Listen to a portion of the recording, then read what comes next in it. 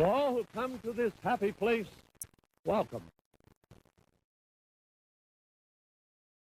But that's just a theory, a Disney theory. What's up, everybody? I'm back with yet another foolproof, undebunkable Disney theory. Now, keep in mind that this is the theory to end all theories. And that's not even a joke. I'm not trying to build this up to something more than it actually is. This is actually the biggest Disney theory. This will be the biggest theory ever, and even bigger news, the Barker Parrot's foot has returned. He's all healed up, and he can stand on his own. For the most part now.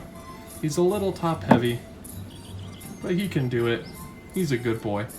So we'll put the Barker Parrot back where he belongs, right next to Pele and Luke Skywalker's lightsaber. And what's this? An awesome Main Street USA entranceway plaque from Disneyland? I guess you guys are wondering where you can get these plaques for yourselves. Well, stay tuned until the end of the video if you'd like to find out. Because boy, do I have a deal for you. Now I can already hear you all laughing. There's no way that this is the biggest Disney theory you have ever covered. I mean, the Jean Lafitte one was pretty big, but bigger than Jean Lafitte, you gotta be crazy, and this is bigger than Jean Lafitte. We're talking a secret society that controls all of the Disney parks all over the world. Oh, that's not just me freaking out talking about the Illuminati again. No. This is a real secret society that Disney has confirmed is canon in the Disney parks overarching universe. Overarching?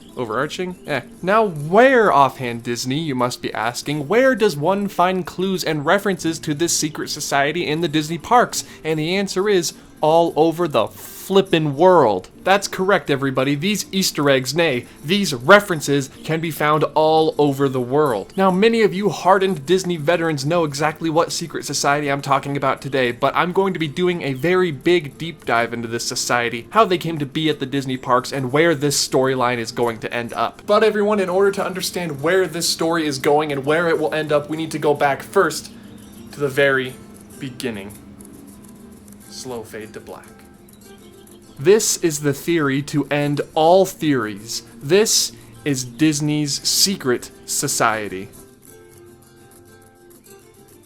Please enjoy the following footage of talking masks while I describe the Adventurers Club. Now, the Adventurers Club was a restaurant and bar that opened with Disney's Pleasure Island in 1989. The theme of the bar was very simple. It's a place where adventurers would come and store all of their treasures and antiquities they found while they were out adventuring. Apparently, some adventurers found talking masks. I mean, I'm not gonna question it. There's gonna be even crazier stuff down the road. It is here at the Adventurers Club where the story of the Society of Explorers and Adventurers began to emerge. Now, keep in mind that we are talking about the real-world origins of this mysterious group. We're not yet talking about what happens in the Disney Parks universe for the Society of Explorers and Adventurers. Eventually, Pleasure Island closed, and with it, the Adventurers Club closed as well, but Disney didn't want all these amazing artifacts going to waste. Instead, some brilliant Imagineers began concocting the idea for a Disney Parks cinematic universe. Well, it's not really cinematic, is it? A Disney Parks shared universe. With the Adventurers Club closing, Disney decided to retcon the history of the Society of Explorers and Adventurers, from the Adventurers Club being the headquarters of the S.E.A, or the Society of Explorers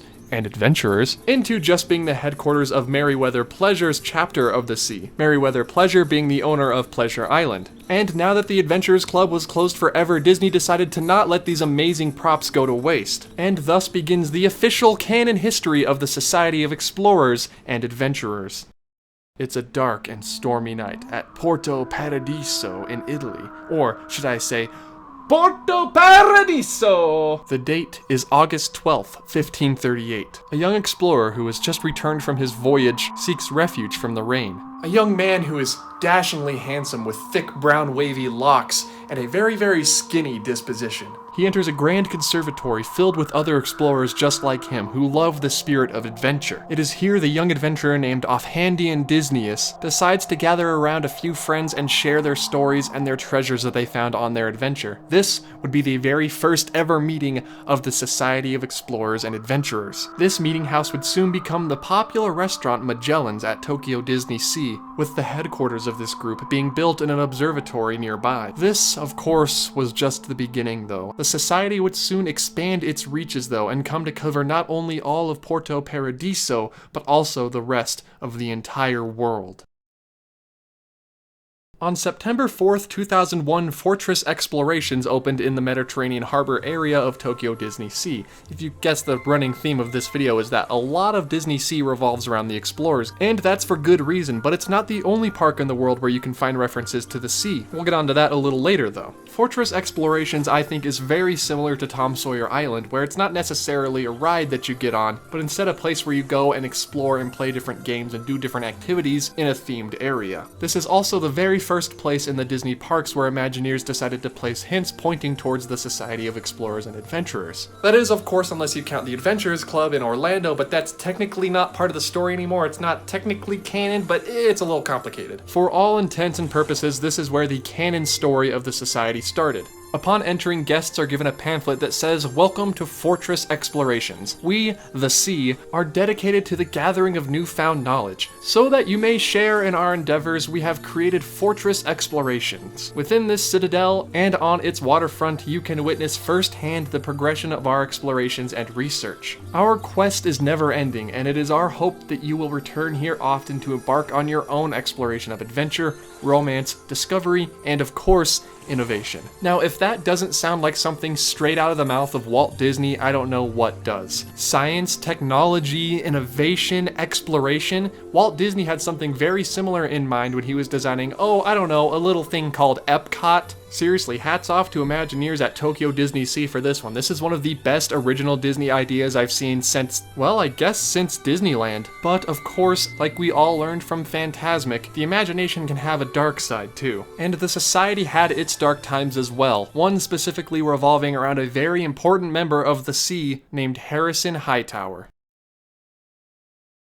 Harrison Hightower III was born in New York in the year 1835. Harrison was born to the very wealthy Hightower family and was kind of a jerk growing up. Harrison was known to have at least one brother, whose name was George. George would grow to become a very important figure in this universe later on. You see, Harrison Hightower wasn't a great member of the Society of Explorers and Adventurers. He was actually quite a bad one. Instead of uncovering his treasures and sharing them with the natives and the people who they belonged to, and later bringing them to the Adventurers Club, or to Magellan's, or to any other locations where the Society brought their discoveries, Harrison hoarded them all in his hotel, Hotel Hightower. One day, Harrison stole a very important idol from a native tribe called the Shiriki Unduntu. The Shiriki cursed Harrison Hightower, and unfortunately, one day, while riding in the elevator to the top of Hotel Hightower, the elevator stalled, stopped, and eventually plummeted down towards the basement with Harrison Hightower still inside. Of course, Harrison did not survive the incident, and that's the last anyone ever saw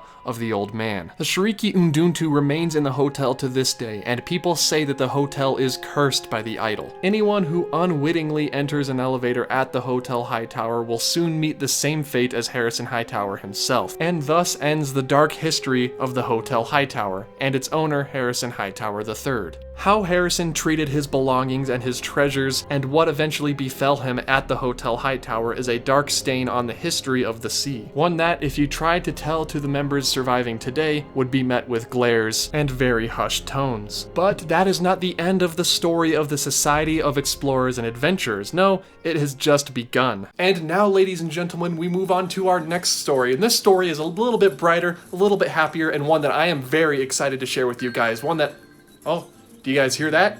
I guess that bell means that we're out of time and that I have to talk to you guys about this in a part 2 of the Society of Explorers and Adventurers video. But before we go, has this ever happened to you? Man, I would love Disney Park signage in my room, but I just don't know where to start. Well, Intrepid Explorer, you can start with Ye Olde Prop Shop. Ye Olde Prop Shop has the best Disney Park signage in the game, everybody. Don't be dumb. Head over to Ye Olde Prop Shop and get the best of Disney Park signage available anywhere on the web. But if you don't like Disney Park signage, but, I mean, come on, you do. They've got other franchises like Destiny, The Legend of Zelda. Boy, do I love me some Destiny, and I love these Destiny Raid coasters. They're also having a 10% off sale over there right now, so go over there and get your Disney Parks signage for 10% off. Links, as always, are in the description down below. What does the future of the Society of Explorers and Adventurers hold? What other parks across the world can I find Easter eggs in? And why is he asking me so many questions? All of these questions and more will be answered in part 2 of the Secret Disney Society. Stay tuned to the Offhand Disney channel, hit that like button and subscribe button, and hit that notification bell if you want a notification the second the video goes live. In the meantime, remember to be like the adventurers in the Adventurers Society. Be innovative, be creative, be heck, even romantic, and always have an eye for exploration.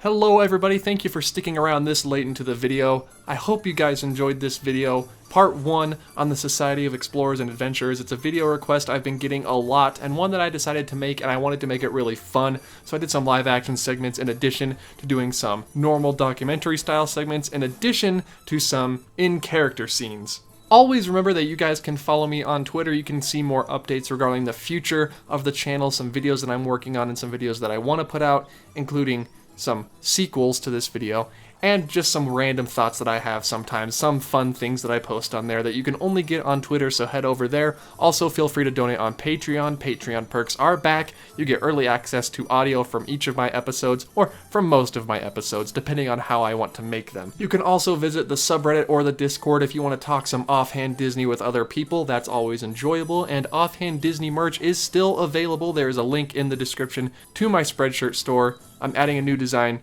hopefully later. I know I've been talking about adding a new design for a long time now, but hopefully it gets through the filter this time and I can actually add a new design. As always, everybody, thank you all so much for watching this video. Please hit that like button, hit that subscribe button, and ring that notification bell if you want to get notified whenever part 2 of this goes live. I will see you all, as always, in the next video. Goodbye.